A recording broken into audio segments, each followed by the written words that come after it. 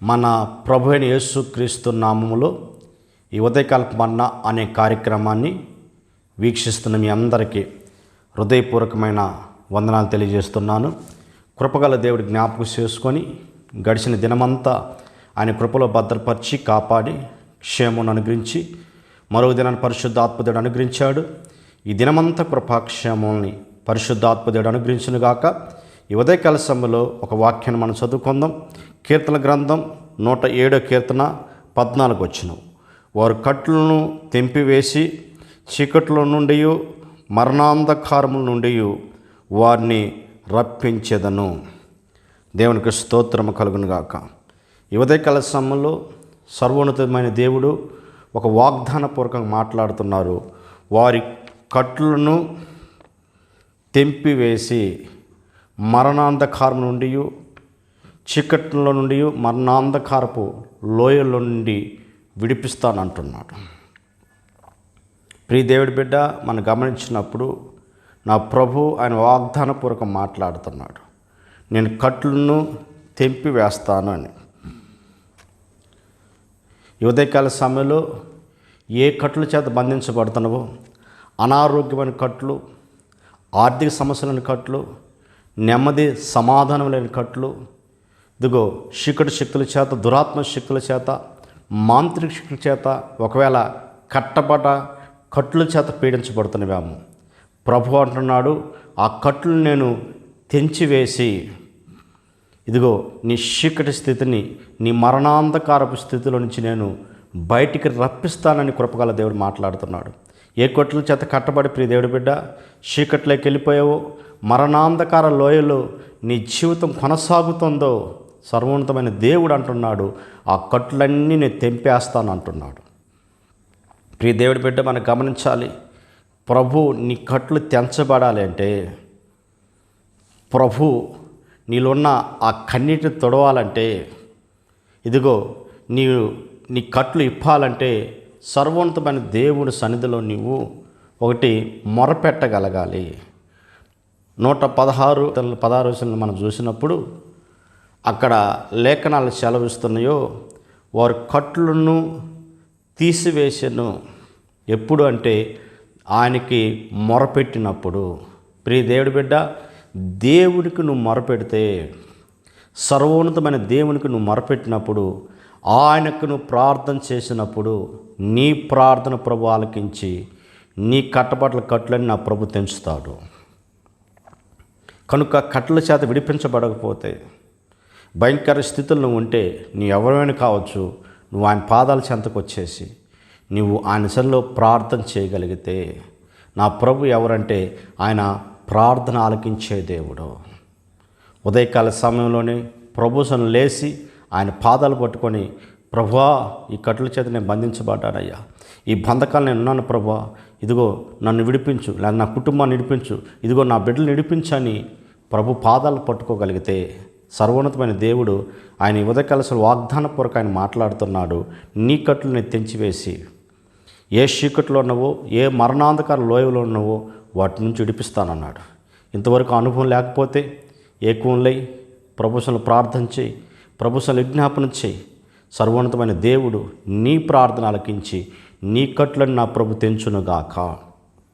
రెండోదిగా ప్రియ దేవుడి బిడ్డ, ఎప్పుడు నా ప్రభు కట్లు తెంచుతుందంటే ఆయన్ని స్తుతించి ఆరాధించినప్పుడు. చూడండి, గమనించినప్పుడు పౌలు శీలలిద్దరిని చెరసాలలో వేశారు. రక్తపు గాయాలతో నిన్న వారు ఏం చేశారంటే ప్రభువును స్తుతిస్తున్నారు, ప్రభువును ఆరాధిస్తున్నారు, ప్రభువును గణపరుస్తున్నారు. ఆ మధ్యరాత్రి ప్రభువును మాట్లాడుతూ ప్రభువులో వారు స్తుతించి ఆరాధించి ప్రభువును గణపరుస్తుంటే, అక్కడ ప్రియ దేవుడి బిడ్డ మనం గమనించినప్పుడు మహాభూకంపం వచ్చి అక్కడ చెరసాల పునాదులన్నీ అదిరి వారికున్న సంఖ్యలన్నీ తెంచబడ్డాయి. ప్రియ దేవుడి బిడ్డ, నీ సంఖ్యలు తెంచబడాలి అంటే, అపవాది కట్టి నీ కట్లు తెంచబడాలి అంటే నువ్వేం చేయాలంటే దేవుని స్తుతించాలి, దేవుని ఆరాధించాలి, ఆయన ఘనపరచాలి. ఇదిగో సంతోష సమయంలో కాదు కానీ, ఇదిగో నీవు శ్రమ సమయంలో కూడా ప్రభుని స్తుతించి ప్రభుని ఆరాధించగలిగితే, యోబు భక్తుడు ఇదిగో సమృద్ధిగా ఉన్నప్పుడు ప్రభును స్తుతించాడు. సమస్తం కోల్పోయి వ్యాధిగ్రస్తుడిగా మారి ఒక పేదవాడిగా మారినప్పుడు కూడా ప్రభును స్తుతించి యెహోవా ఇచ్చిన యెహోవాను తీసుకొని ఆయన నామ మహిమ కలుగును గాక అని ప్రభును స్తుతించాడు. అటువంటి శ్రమలో కూడా ప్రియ దేవుడి బిడ్డ అటువంటి యొక్క భయంకరమైన కురుపులతో బాధపడుతూ సమస్తం కోల్పోయి అందరి చేత తృణీకరించబడ్డ వ్యక్తిగా ఉన్నప్పటికీ ప్రియ దేవుడి బిడ్డ ఎలా స్థుతిని తెలుసా, తన స్నేహితుల కొరకు కూడా ప్రార్థన చేశాడంట. దేవుడు తన స్థుతులపైన ఆశుడైన దేవాది దేవుడు తన ప్రార్థన ప్రభు ఆలకించి పూర్వం కలిగిన దానికంటే కూడా 2 పాలంటే ఆశీర్వాదాలు దేవుడు అనుగ్రహించాడు. కారణం ఏంటంటే అతను దేవుని స్తుతించాడు, దేవుని గణపరిచాడు, తన స్నేహితుల కొరకు కూడా ప్రార్థన చేశాడు. చూడండి, ఇటువంటి అనుభవం శ్రమలో ఉన్నప్పుడు మన కొరకే ప్రార్థన చేసుకోలేము. అలాంటి స్థితిలో తన స్నేహితుల కొరకు ప్రార్థన చేశాడంట. చూడండి, తన స్నేహితుల కొరకు ప్రార్థన చేసిన తన పూర్వం కలిగిన కంటే 2 పాలు ప్రభువు తనకు అనుగ్రహించాడంట. ప్రియ దేవుడి బిడ్డ, నువ్వు చేసే ఆ స్తుతి, నువ్వు చేసే ప్రభుని గణపరచగలిగితే ఇదిగో నీతో పాటు నీ కుటుంబంతో పాటు నీ చుట్టుపక్కల వారు కూడా నిన్ను బట్టి ఆశీర్వదించబడాలి, నిన్ను బట్టి దీవించబడాలి. కనుక నీ జీవితంలో ఎప్పుడు స్తుతులు ఉండాలి, ప్రభుని గణపరిచే అనుభవం ఉండాలి. నీ లేమి స్థితిలో కూడా ఆయన స్తుతించగలిగితే సర్వోన్నతమైన దేవుడు నీకు సమృద్ధి నింపే దేవుడు ఆయన. కనుక ఏ అపవాది కట్ల చేత బంధించబడ్డవో, ఏ పేదరికాన్ని అనుభవిస్తున్నావో, ఏ ఆర్థిక శరలు నీ జీవితాన్ని వెంటాడుతున్నాయో, ఏ అనారోగ్య పరిస్థితులు నీ జీవితాన్ని వెంటాడుతున్నాయో, ఏ శక్తుల చేత మాంత్రిక చేత కట్టబడ్డ పరిస్థితులను నువ్వు స్తుతించు, నువ్వు ఆరాధించు. అపవాది పెట్టిన ప్రతి కట్లు తెంచి ఇదిగో అక్కడ చూసినప్పుడు యొక్క చెరసాల యొక్క పునాదులన్నీ అదిరాయి.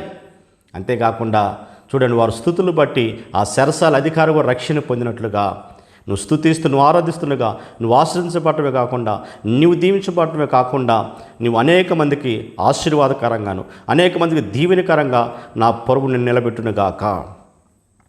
మూడవదిగా ప్రియ దేవుడి బిడ్డ, ఎప్పుడు దేవుడు మన కట్లను ఆయన తెంపుతాడంటే దేవుని యొక్క ఆత్మశాత నింపబడ్డప్పుడు, పరిశుద్ధాత్ముడు నీ మీదకి వచ్చినప్పుడు నీ మీద ఉన్న ప్రతి బంధకాలు తెంచబడతాయి.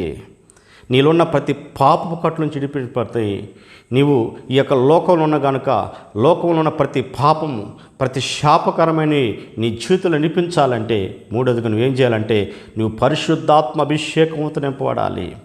దేవుని యొక్క ఆత్మ నింపబడితే పరిశుద్ధాత్మ దేవుడు ఇదిగో నీతో ఉండి నీలో ఉన్న ప్రతి బంధకాలని నీలో ఉన్న ప్రతి కట్లని ఆయన తెంచి ఆయన అద్భుతం జరిగించే దేవుడు. కనుక దేవుని యొక్క ఆత్మ కొరకు కనిపెట్టు, పరిశుద్ధాత్మ కొరకు కనిపించు.